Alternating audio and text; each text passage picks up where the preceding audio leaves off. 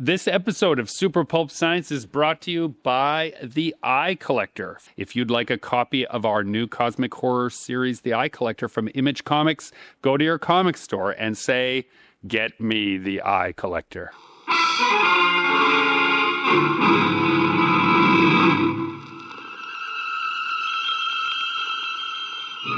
Attention, citizens.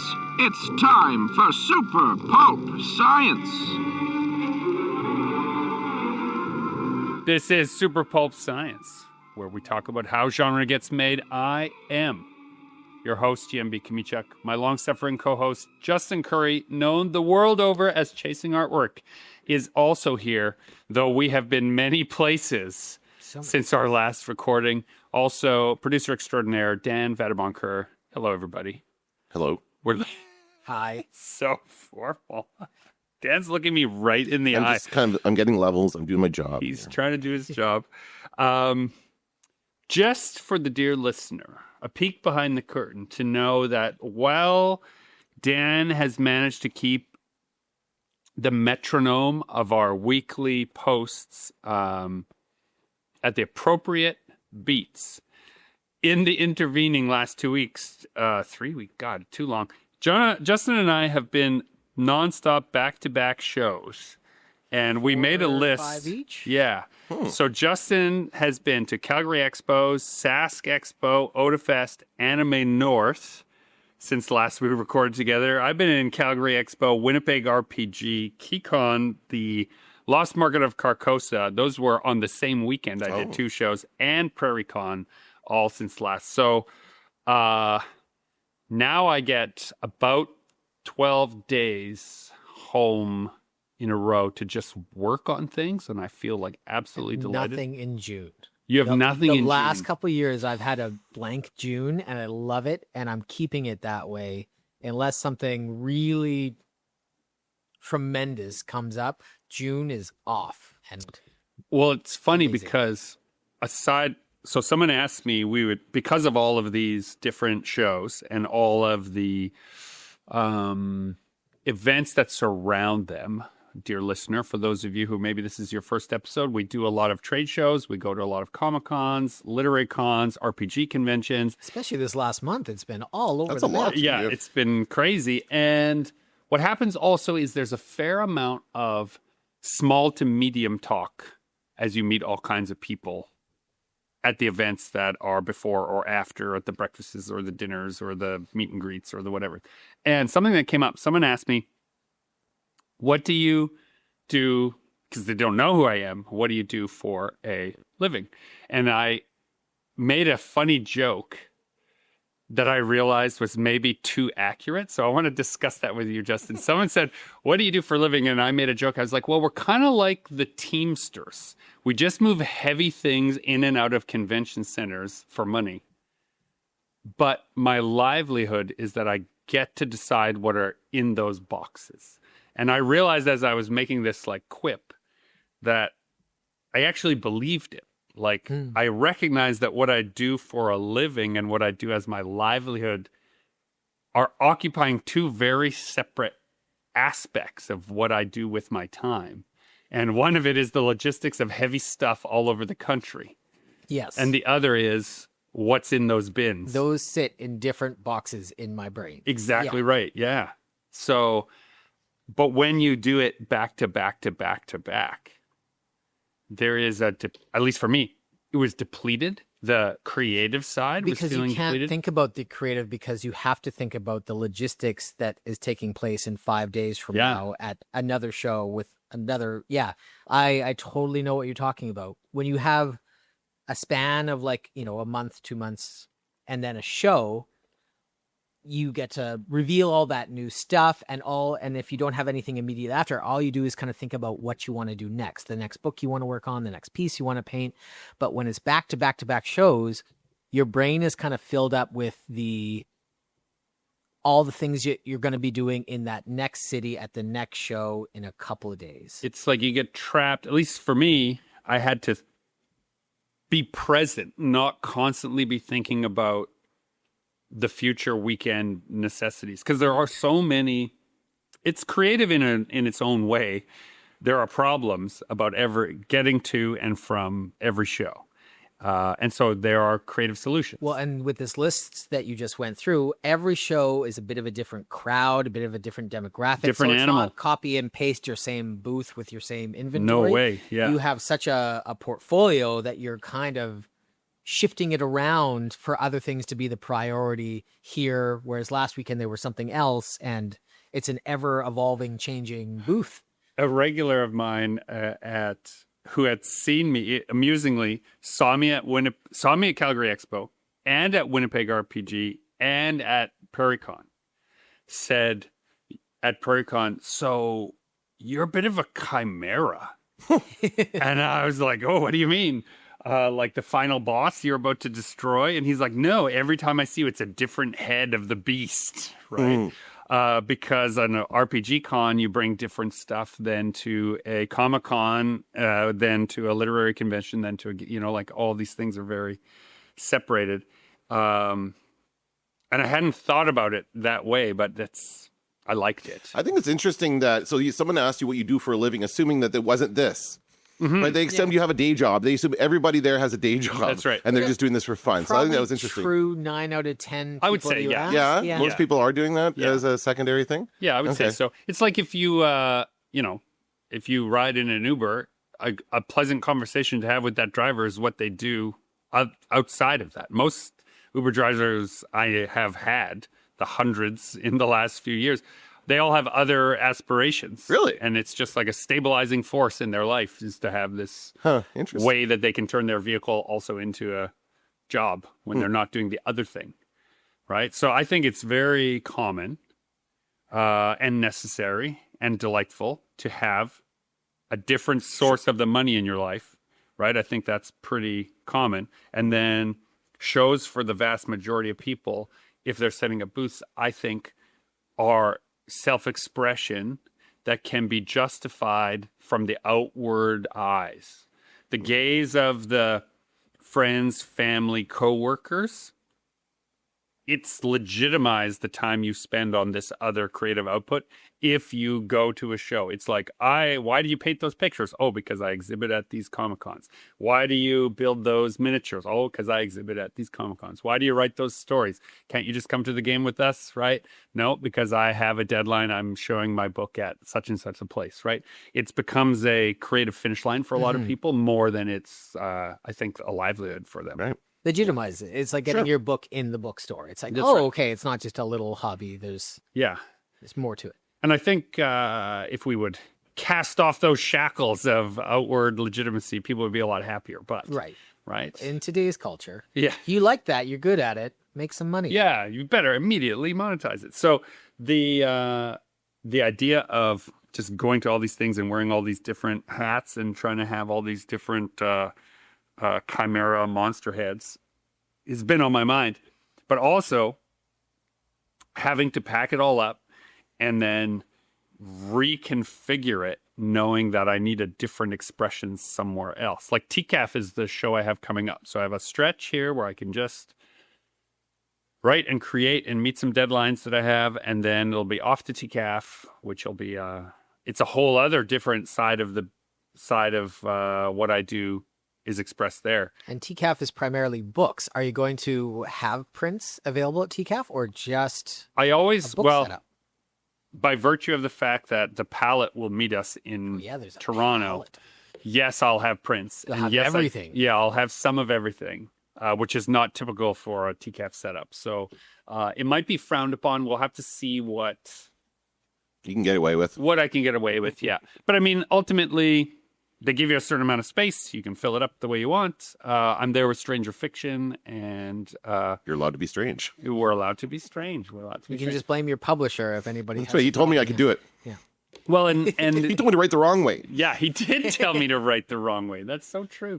You promised me you would unlock the secrets of the jellyfish. You promised me immortality. We added a day before TCAF and a day after to do some things in Toronto. Jonathan has a number of friends and colleagues in Toronto in the publishing You world. guys had there. all kinds of adventures last year. time, yeah. Like, So we're Yeah. gonna We're going to also go on some adventures. We're hoping to connect with a few people that we know there. And our friend Salima's putting us up. So it's going to be a good time. Going to be a good time. Yeah. We have a somewhat facetious thread with Salima Nawaz that is called Big Time Fancy Writers, where we just asked her if we could stay at her house. Which is like the opposite of being a big time fancy writer. It's Now, like, hey, can I stay at your house so that we can afford to be in Toronto?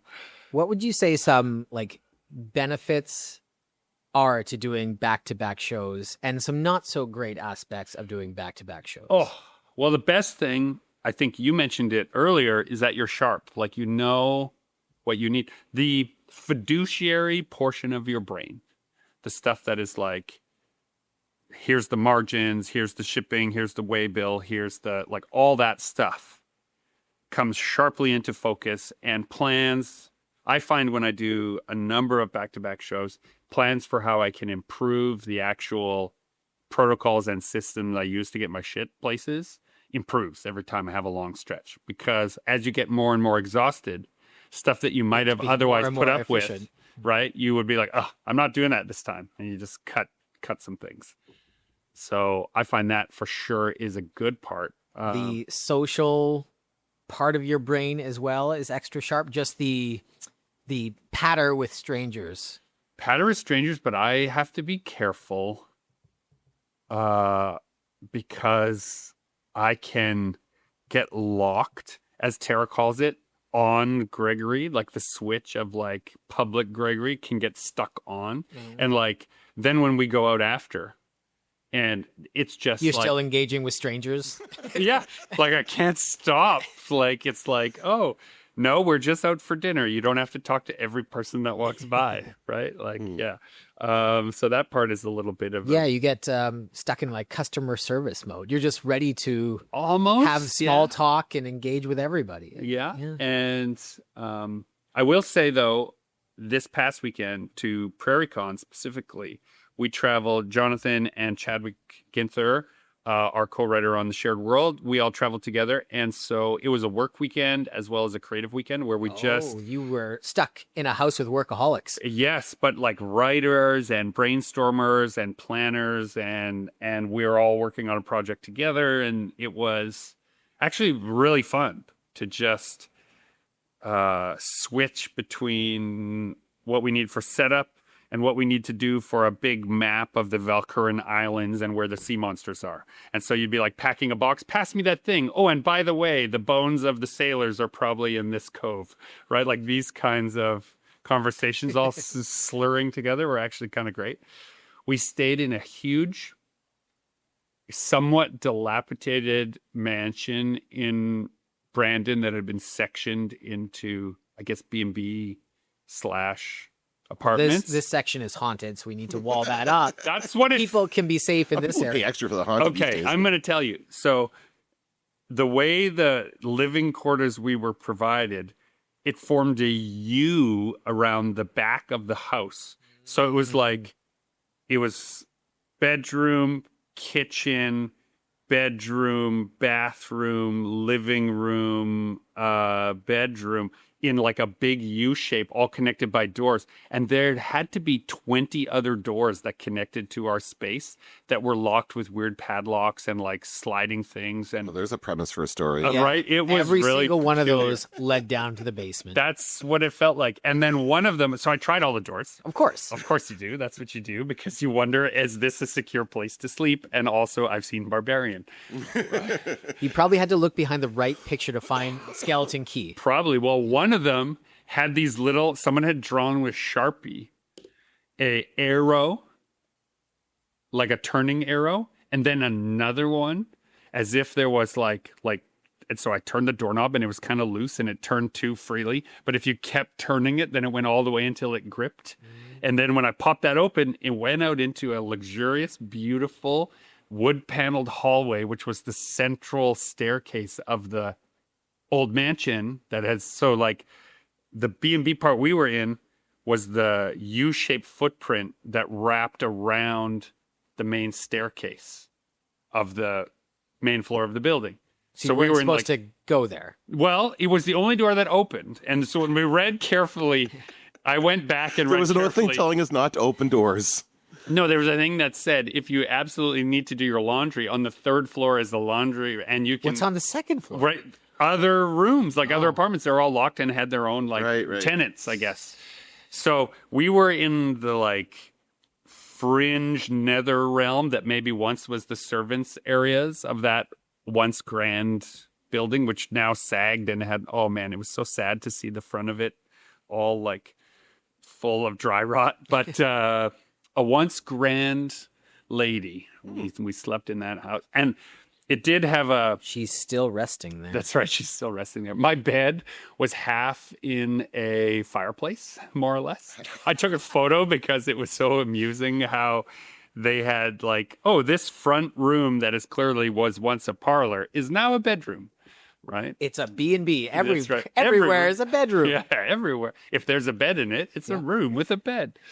So exactly like you say, though, those kinds of places that are peculiar and odd, and you go on the road and you stay there, your imagination finds something to grip onto. And I did start writing out some stuff, and but when you stay in the grayish places, right? Not quite beige, not quite gray, but the grayish world of standard rental managed properties, there is nothing there for you. It's just a gray box you sleep in, and then you leave, and you don't even remember. Like, they're all the same. You can think of 100 you've stayed in, and they're all the same. Liminal spaces. Yeah, but it's a space that's supposed to be for people to live in that has been turned There's into a liminal no space. coziness, home feeling left. This But it says live, laugh, love on the wall. It does, yeah. Yeah. And often laugh is spelled wrong. The old bone buildings, though, that you go into where they're like, they were once a dwelling, have a completely different feeling, though. So, like, yes, it was. And not creepy. I didn't find it creepy, but I live in a big old house. So I was more like, I wonder if this door opens. Will there be? I wanted to find. You wanted, Like, there was. I wanted a secret room for runner's sure. tunnel, Yeah. but none of the doors opened. So we both did like very different shows. You did Yeah, you did a book convention, you did a comic convention, you did a gaming convention. Were the crowds and were I the did a people, secret You convention. did a secret convention. Yeah, the Lost Market of Carcosa is a bit of a secret. Were the people different? Oh, so different. So different. Well, here's the interesting thing, dear listener. Justin and I, our body of work overlaps, I think, in many places.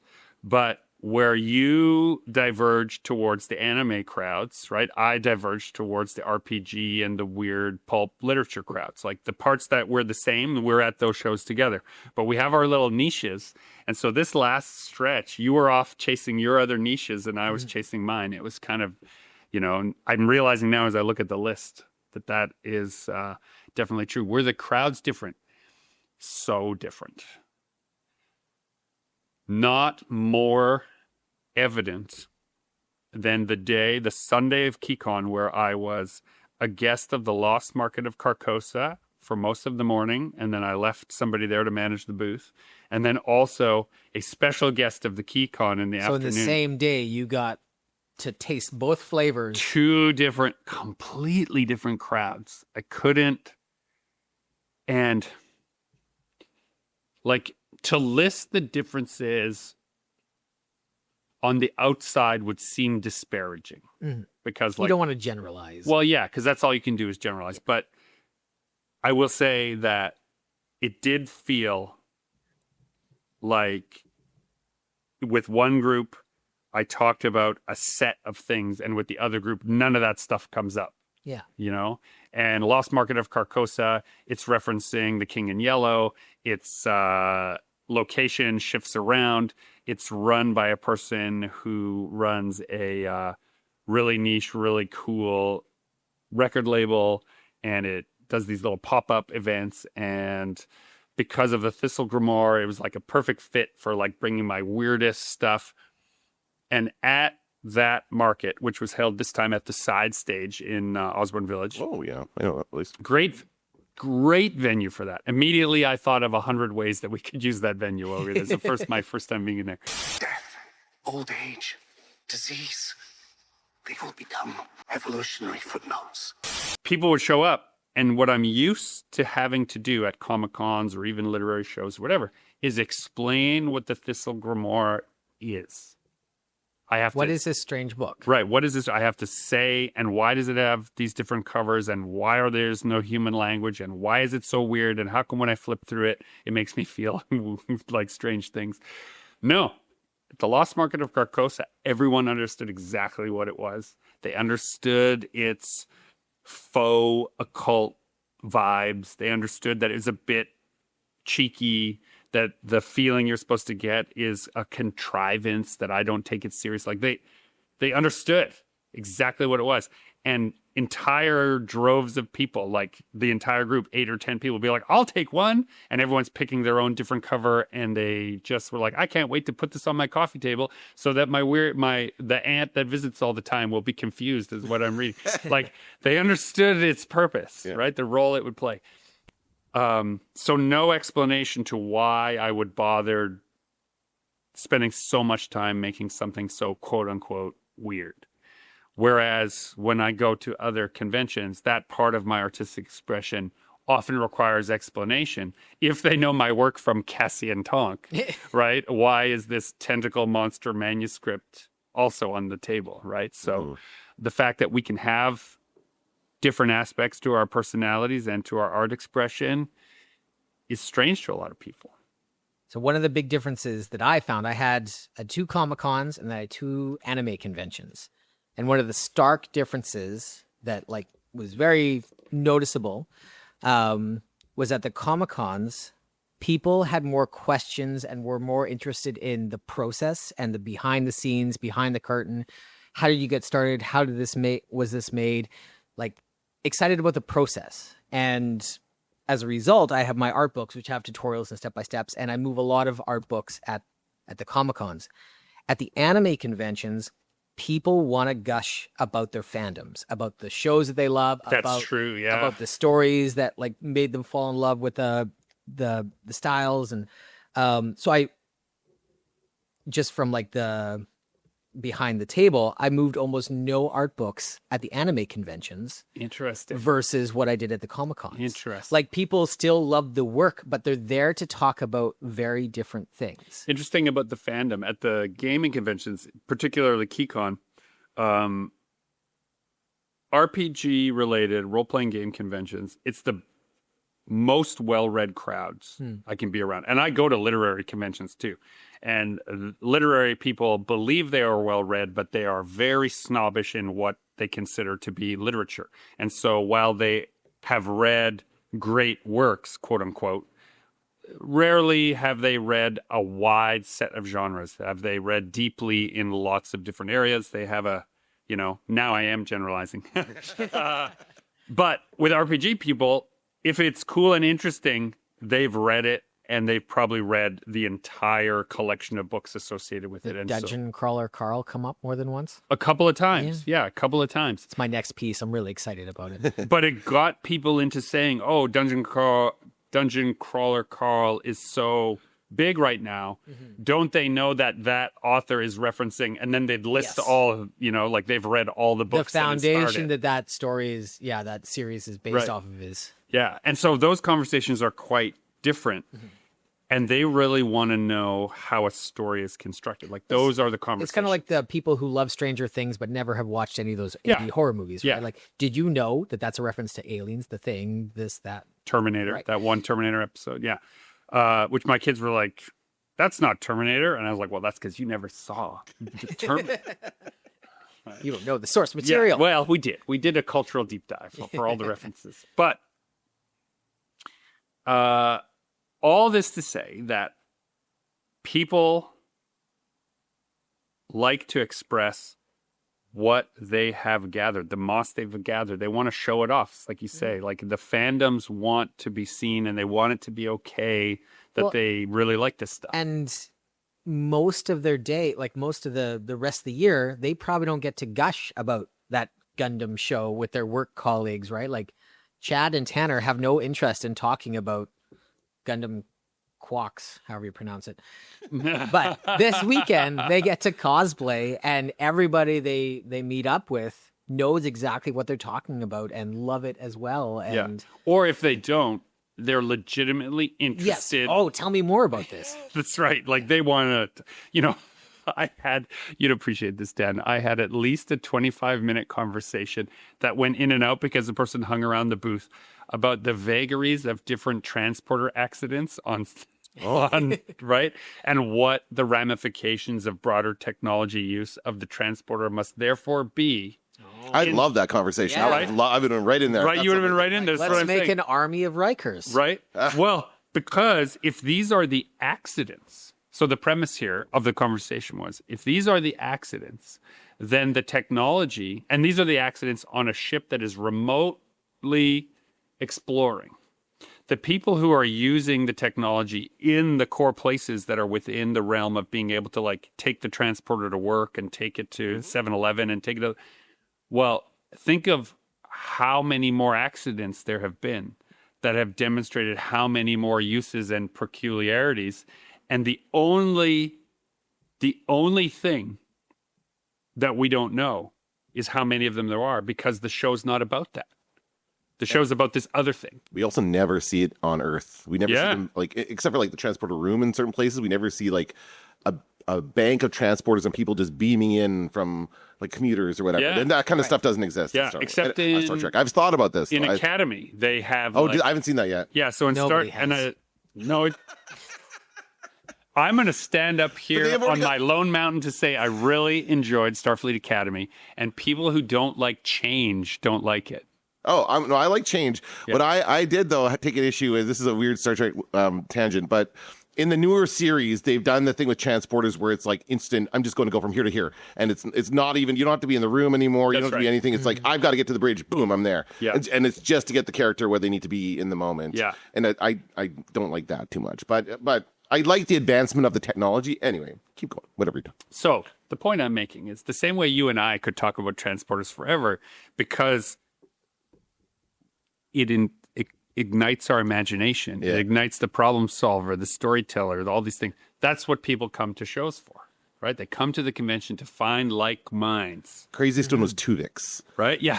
Tuvix. Yeah. Great episode. Oh, that was a good episode. Moral dilemma. Dear listener, Tuvok, the Vulcan, and Neelix, I forget what race he was, but he is... Oh, yeah. He's like his own. From the Delta Quadrant. He's from the There's a Delta name, there's a Quadrant, name. and he was the ship's morale officer. So And the the chef. person most interested in the emotional centering of the crew, and the person least interested in that became one perfect being.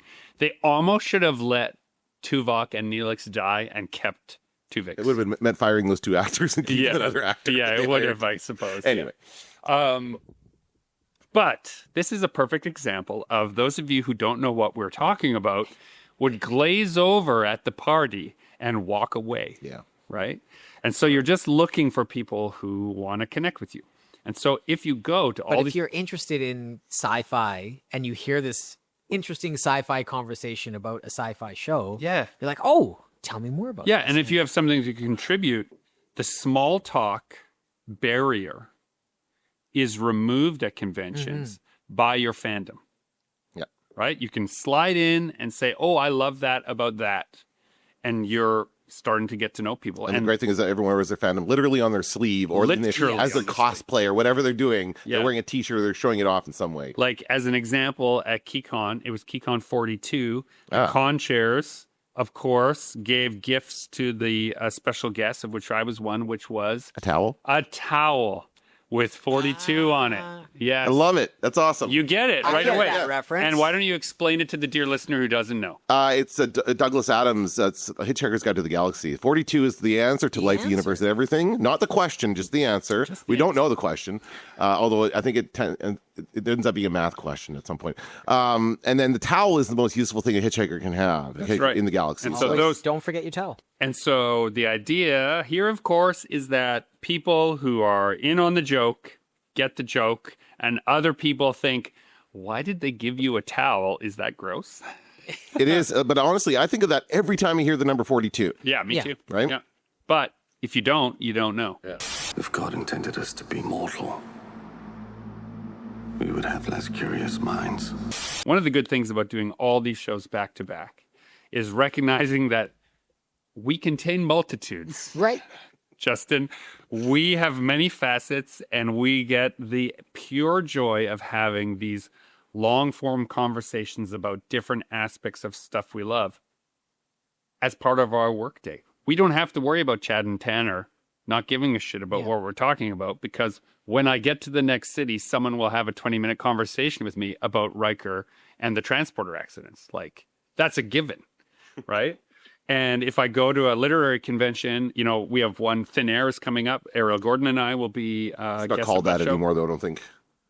It's called something, Bookfest. It's called Bookfest. They rebranded it? Yeah. That's maybe inside information. I sent a student there for work placement, so I have a little inside information. You've heard it here first. Neither of us should have known this. Not called Thin Air. It's definitely not called Thin Air. Yes, because that was not a good title anyway. So good. If it is called Bookfest, I'm glad. We will be attending this literary convention of Bookfest. And I once made a joke at a literary convention dinner we were at where someone asked me to describe Canlit the same way that other people describe science fiction. Their premise was they didn't realize I was a science fiction writer. Okay. Let's just say this really clearly. They had no idea who they were talking to. They assumed I too was a snob. And so they were talking about how science fiction and fantasy is so easy to sum up, but Canlit, right? Canadian literature is so much more elevated than that. And I said that I was working on a Canlit novel. I was not. And that my Canlit novel contained a remote cabin in the woods, a person with a estranged parent, a difficult relationship with a child, a long correspondence by letters with some, and the person's face fell, and they said, well, that's what my book is about. Right? Was it cold? Was it wintertime? Because that's also part of Exactly. That's right. That's right. And that the winter had blown in, but spring was coming, and that there would be renewal, and there would, all this stuff. The themes. Right? Right? The themes. The diaspora. I was going to reference the diaspora, but only my own personal journey of my family would be referenced. So everything can be summed up and boiled down into these essential parts, and that isn't their weakness. That's their strength. That's their strength, Yeah. right? Because people want to find like minds. Now, you can also have the opposite happen. I had it very pleasantly with somebody at the Winnipeg RPG event where they were very upset that Starfleet Academy was not all about the Klingon Empire. And that all they wanted was a show about the Klingon Empire versus the Romulan Empire, and how the Romulan Empire's expansion in that time would have been such a more interesting show. And I simply said to them, in that instance, it sounds like what you imagined and what they gave you are different. Isn't that okay?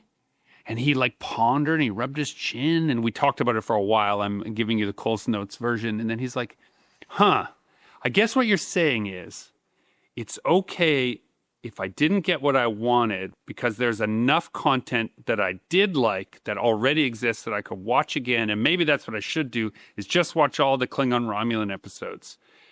And he literally shook my hand, even though he had been shitting on Starfleet Academy for half an hour. He shook my hand, and I said, this is the most Star Trek moment that there could be. We've reached this. But it also applies to Star Trek or Star Wars. I'm mixing them up so much. You could apply the exact same premise to the Mandalorian Grogu movie that's out right now. There's so many people who are upset about that film Because it wasn't the one they imagined. didn't meet their expectations, and that's okay. That's just the way it's going to be, right? And you can never. And there's lots of great Star Wars content out there that you can go and watch, and just don't worry about it. It's not late for death. Especially with movies too. It's always in the moment at the release, what people's reaction is never the same reaction that people have looking back in 10 years, right? Yeah, never. Yeah. And wiser people than me have said this. The best part about a movie in the theater is the moment just before the movie starts, where you feel all that expectation, and then you're there and you're sitting and it's about to happen. And it'll either be great or disappointing, but it'll never be as good as you imagine. I always, in that moment, forget what movie I'm there to watch. Right? The best. Well, that's partially because you've watched 7 car commercials and 13 Dude, trailers. So many commercials before movies and movie theaters. I do like it, though. I do like... What am I watching? I don't know. Let's find out. And then you just gotta watch it. You go blank. You said that about our hallway here. I do. Perhaps. Maybe I have a problem. Maybe it's just thresholds in general. You cross them. You have Maybe. a conditioned emotional What's response. the downside to doing back-to-back-to-back shows? You begin to hate all the people in liminal spaces. That's for me. Everyone's in my way as I'm trying to get get going. You didn't read our introduction to the loading times email and didn't follow the instructions on page 4. Oh, I struck a nerve. Oh my God. Gregory needs a moment. Get lead back. Tell us about the email, Greg. Well, not the email. Justin is absolutely right. If you are, I'm speaking to showrunners now. Okay. You've worked hard for a whole year, and no one can take that away from you. And you have a lot of details in your head, and it's important that everyone know all the steps you took to arrange this convention. But please do not send that list to me. Just send me the loading time, my booth number, The show hours, and any outstanding sudden payments for arrivals of a package or something that I've done.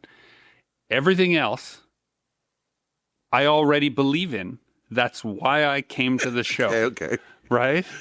Like, that's not the time for your vendors and your guests to send a 7 or 8 page dissertation about how the show came together and what its inspiration was. Oh, wow. That is not the time. Depending on the show as well. They've been sending emails almost bi-weekly for the last 3 months leading up to the show. Yeah. Now, I understand why it happens, but and this is just, obviously, I'm just an old man yelling at clouds. Mm-hmm. It's somebody's very first convention, and they really appreciate it. The very first people, they love it, and I'm so glad. But when you're talking about the problem, it's compressing all of that information for 8 shows in 8 weeks. It's overwhelming to the point where now I can't possibly parse that information. I have to just look for the facts, ma'am, right? And by the way, no AI summary that Google is forcing into my emails picks out the salient points anyway. So now there are 2 sections of things that mean nothing to me. You got to scroll past that. Yeah, I have to scroll past the summary that is nothing important and is incorrect, number 1, and is not really a summary of the show. And then I have to scroll through. It's like those of you who cook will know what I mean. You're looking up the recipe. You just want to know if it's half a cup of flour. My aunt used to always make this every summer when we went to Tuscany. That's because of advertising. Dude, That's so why they do that. aggressive. They need you to stay on that page and stay engaged long enough to look at those ads. That's exactly why they do that. Well, whoever's been reading, I guess, all of the cooking advertisement blogs is also writing some of the show emails that I have to handle. So I'm not sure. I'm not feeling my best self as I complain about this, but this is... I did ask you. I asked you to complain about something. Yeah, so that's what I complain about. Back-to-back shows. But again, there are certain shows like the Punk Rock Flea Market. That was good. I went to that one. That was a great show. And their correspondence always feels meaningful, short, and to the point. It's often, they have a lot of stuff that they have throughout the year also because they do community outreach, they do charity events, they do all these things. And in one paragraph, all the salient information is at the top and the digression is later. And I just adore whoever is in charge of their communications. That's what you do. Like, you put the important stuff, and people want to keep reading, they can reread. Yeah. You want to give them it sounds more like a blog post is what you're describing to me. That's right. Did you see what I achieved with the Sorix? Yes, you tripled the life of those little creatures. Do you want a pat on the back? I also feel that the I'm not going this year, but the anime show that is Icon. Icon. Thank you. Icon's communication is actually quite Perfect succinct. example. Yeah, really good. And they always remind you, like, by the way, our volunteers will be on site with any of your real questions. So if you're not sure or you can't find it, ask someone and they'll find me. Actually, I think the Montreal, Quebec, Winnipeg, those Comic-Cons, they do a great job. They only send emails about the important information, and then they give you a link to like that 20-page everything document. That's if you right. want to go there. That's right. If you want to, there it is. The other thing, too, is I really enjoyed, but RIP those people. Sometimes convention chairs will send you, as the last email, if you're a guest, this is my phone number on the day, right? So if you have a real problem, reach me directly. As soon as I receive that, it's like a precious jewel that I tell myself I will never, it's like a wish. I tell myself I will not use it unless I cannot solve the problem myself. It emboldens me to solve all my own problems. I'm not sure if that does. But it's kind of nice to have that get out of free jail card. Like have, you little safety net. Mm-hmm. It's like Why did you say RIP then? I don't understand. well, because I can only imagine that how many texts and calls. thought my they died or personality. something. No, my personality is okay. Well, that's precious. I won't use it. A person's actual contact information I will not abuse. Whereas I'm sure some people are like, oh, cool. Every 2 minutes, problem yes. I can send you. Yes. So that's what I mean. RIP their mentions. Yeah. Now, you don't have anything for a month? I don't have anything until the Montreal Comic-Con, July 3rd, I think is. So June. That's the one we're at together. We're at together. We're traveling together. So I have some projects I want to get done in the next couple of weeks, and I can have a solid schedule where it's not going to be interrupted by packing for a show, unpacking for a show. I'm a little jealous of that. I do have KeyCon in the middle, but then I also have a KeyCon, stretch. TCAF. Not KeyCon, TCAF. Oh, But they're you all mixed have- up now. Actually, here's my, like, the downside to back-to-back-to-back shows is even though you have everything together and you just did a show, when you get home, you still have to unpack it and repack it for the next show. Repack it. And you don't realize how much time and effort and like mental load that actually takes. Okay. And when you actually have to do it back to back to back, like, but you have the palette. You don't have to worry Not about for a TCAF, single yes. thing at TCAP. Everything, as long as the palette arrives, everything I If need the is palette like didn't do anything else, but it has taken away that unpacking and repacking for me. Good Lord. Like, love it. there. So, remember how I said protocols will emerge when you do a lot of shows? Here's my protocol that has emerged. We haven't discussed it yet, but I will suggest this to you. If you have a bunch of back-to-back shows, you, like me, like the rolling bags, I have now what I call a limbo bag. Limbo. The limbo bag is you're packing for the next show that's coming. And so the main bags, everything that you need for that show is being repacked into those bags. And the stuff that you're not sure if you need, and you probably don't need, just goes into the limbo bag. So the You're only talking about a bag, box of shame. it's like a shame box, which we'll get to in a minute, dear listener. It's like a shame box, but unlike a shame box, it's the only bag I have to bring home to repack now. Everything else is set. So 75% You don't of the show. you don't have to reopen those two bags, but that third bag. The third bag, the limbo bag, The bag of shame. The bag of shame, yes. So, dear listener, we're not proud of this. We're not proud of this, but Justin and I, our lifestyle generates what we have now co-termed shame boxes. We have a lot of stuff at the studio. We have an inventory that goes back almost 20 years now. And every once in a while you find a print from 2011 and the proof of a book that came out in 2014. You don't exactly know what to do with all this. So you put it in a box. Yeah, an archivist. You think to yourself, I should not throw away this first draft of this book that I haven't had to think about in 10 years because it exists now in the book. But you don't want to throw it out because maybe, just maybe, into the box it Those goes. stickers that you printed in 2011. Into the box You don't they want go. to. You don't want to bring them to your current show, but you don't want to throw those out. goes into the box of shame. Into the box. Hey, these receipts that you're pretty sure you uploaded those to you your should. spreadsheet. Yeah. Yeah, you're pretty sure you got them, and you have to hold on to them, but you're not sure if you copied them. Well, into the box they go. That's future use problem. Future use problem. These notes for a future book into the box of shame. And then when you're packing for a show, that box is in the way, so it gets closed and put on the shelf. Tucked into the back room for future you to discover. We once were trying to sort the back room, and I think like 7 in a row, we opened boxes to find yet another box of shame, which the miasma of the shame comes out in a puff, Dan. And once you ingest, Inhale it, yeah. once you inhale it, you can no longer throw away that box. It is hoarder talk. It's like the essence of what hoarding is. It's caught up in those shame boxes. And so you think what I'll do is I'll just take out some of the stuff from this box and some of the stuff from that, and I'll come into a new box of shame, and then throw out some of the other shame, stuff. Yeah. So you're making progress. Yes. I think we should bring it in and go through it on the podcast. Oh, there's so many. Yeah. There are too many. Okay, There bring are one too of them. many boxes of shame. So I guess But that's a good good tip.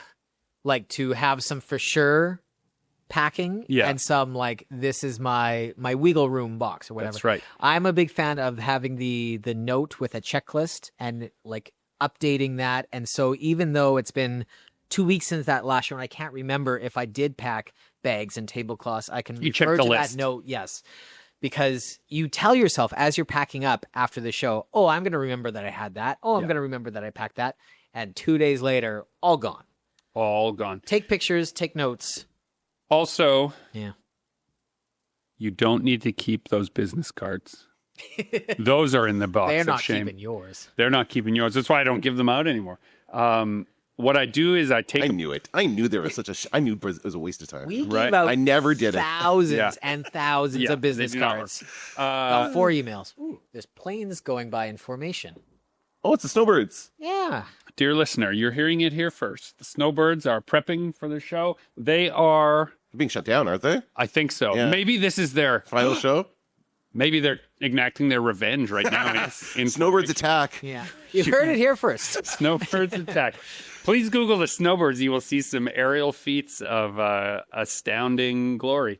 My train of thought took flight as That's the okay. Snowbirds flew over. Oh, can what I wrap was it up. going to say, as a way to wrap it up, is that the things that you need to collect from shows are the experiences. So much of the stuff that goes into our shame boxes, they're mnemonic devices. They're little anchors that remind you of stuff. Mm-hmm. And probably in this modern era, you could just take a picture, like an aerial style photograph, down into the shame box so that all those memories could be enacted if you wanted them. And you could throw the whole box away. We should try that, Justin. I'm not ready. Need an We'll have to work up to it. intervention, yeah. We do. So, despite how Beside us, as we're having this conversation, is probably 500 pounds worth of portfolios full of art stacked onto the table because I'm resorting my this here, Dan? This my pile right cabinets. here? This is destined for a box of shame. This Okay. right here. This is a shame box waiting to happen. Yeah. Oh my good gosh. We're a working studio. We get shit done. That's true. This is an industrial process. What I want to say to you, dear listener, is no matter if you are going to your first show or your 20th show of the year, no matter how good you are at packing, no matter how good you are at leaving things behind, we've all got our own baggage to carry through this world, and you got to figure out what to leave behind at the gate. This has been Super Pulp Science. I encourage you all to join the fight and make comics.